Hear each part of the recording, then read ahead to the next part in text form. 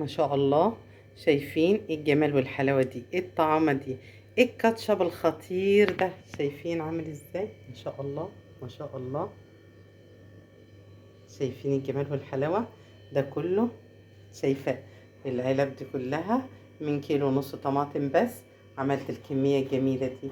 يلا بينا نشوف هنعمل الكاتشب التحفة ده ازاي، الصحي اللي من بيتك الموفر جدا. يلا مع بعض هنشوفه هنعمل الجمال ده ازاي مع بعض. خليكي معايا لاخر الفيديو.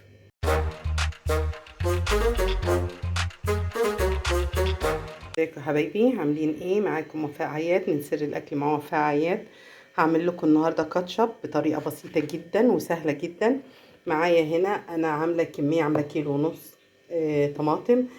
معاها معلقه بنجر بالشكل ده، قطعه صغيره من البنجر، ومعاها فلفلايه حمراء بالشكل ده، ومعاها بطاطسايه واحده على الكيلو ونص، ومعلقه الثوم الصغيره دي. هضربهم في الخلاط واصفيهم عشان وقتك، وارجع لك تاني نعمل مع بعض احلى كاتشب.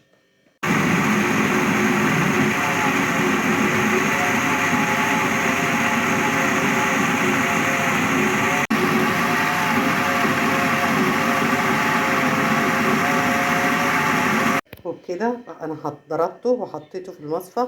ضربت الطماطم مع الثوم مع قرن الفلفل مع البنجرايه مع البطاطسايه اللي هتعمل لي القوام اللي انا عايزاه. هبدا اصفيها كده، اصفيها كلها في المصفى، اطلع التفل بس منها، ونرجع نحطها بقى مع النار ونشوف ايه الاضافات التانية اللي هنحطها، ونطلع اجمل كاتشب في البيت. كده انا صفيت الطماطم بالشكل الجميل ده وحطيتها على النار، والثوم والبنجر والبطاطسايه بعد ما انضربت وصفيتها. البطاطسايه دي هتبقى عامل ربط عشان يبقى سميك. هنضيف ايه بقى؟ كوبايه سكر بالشكل ده، كوبايه سكر، وهنجيب عليها كمان كوبايه خل. ولازم تعرفي حاجه، ان لازم السكر يبقى قد الخل. ادي كمان كوبايه الخل على كوبايه السكر، وعليها ربع كوبايه زيت بالشكل ده. هنستكفى بكده.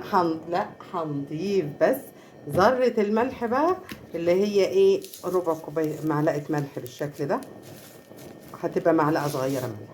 وهندوق وهنسيبها تغلي بقى، ونشوف بعد ما تغلي هيبقى معانا ايه القوام شكله ايه، وهنعمل ايه تاني. شايفين ما شاء الله تبارك الله؟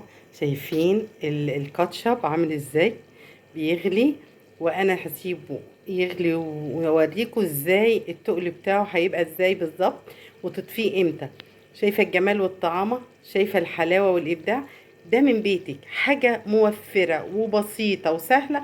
وعندنا الطماطم في البيت، هنعمل وبطاطسايه وهنعمل احلى كاتشب. هسيبه بقى لما يستوي بالشكل ده، وبعد ما يستوي اوريهولك واوريكي جماله وطعمته. شايفه اللمعه اللي فيه جميله دي من شويه الزيت اللي احنا حطيناه، واللون الجميل ده من البنجرايه، من ربع البنجرايه اللي احنا حطيناه. ولا صلصه ولا حاجه. جميله جدا وصحيه جدا، وهتشوفيها دلوقتي بعد ما تخلص. ما شاء الله. شايفين الصلصه عامله ازاي؟ انا عايزاها كده لانها هتتخن كمان اما تقعد. شايفه السمك بتاعها؟ احطها لك في طبق دلوقتي واوريكي السمك بتاعها. شايفه عامله ازاي؟ انا عايزاها بالشكل ده. هسيبها بقى. شايفه؟ جميله جدا جدا جدا. هطفي عليها بقى واوريها لك في الطبق عشان تعرفي السمك بتاعها قبل ما تعمليها.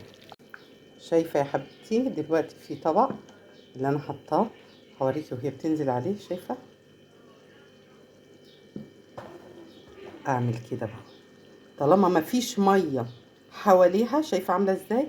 صلصه بس. شايفه الكاتشب مفيش ميه نازله منه، يبقى كده هي استوت. هطفي عليها بقى واسيبها تبرد، وتاكليها بقى بالهنا والشفا. ما تنسيش بقى تدعميني باللايك والشير والسبسكرايب. كانت معاكم وفاء عياد من سر الاكل مع وفاء عياد. دعمك ليا بيفرحني، ودعوه منك هتسعدني.